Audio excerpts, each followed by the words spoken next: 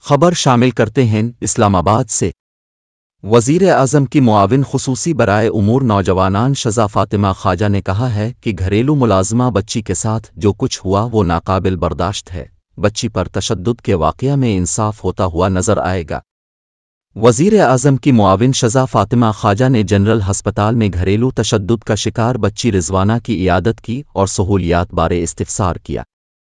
بچی کی عیادت کے بعد میڈیا سے گفتگو کرتے ہوئے معاون خصوصی شذا فاطمہ نے کہا کہ ابھی ہم نے بچی سے بھی ملاقات کی ہے، بچی کی حالت اب بھی بہتر نہیں ہے، یہاں بچی کا اچھا خیال رکھا جا رہا ہے اور جو بورڈ بنا ہوا ہے وہ مسلسل جائزہ لے رہا ہے، طبی امداد کی حد تک حالات ٹھیک جا رہے ہیں۔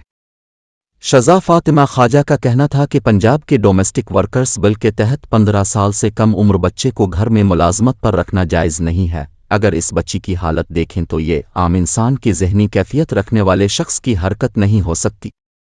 انہوں نے مزید کہا کہ FIR میں جو دفعات لگائی گئی ہیں اس کو بہتر کرنے کی ضرورت ہے، بچی کے والدین کے بھی اس پر تحفظات ہیں، ہماری پوری کوشش ہوگی کہ وہ تحفظات کو دور کریں اور FIR کو بہتر کریں، حکومت جہاں تک کھڑی ہو سکتی ہے ان کے ساتھ کھڑے ہیں۔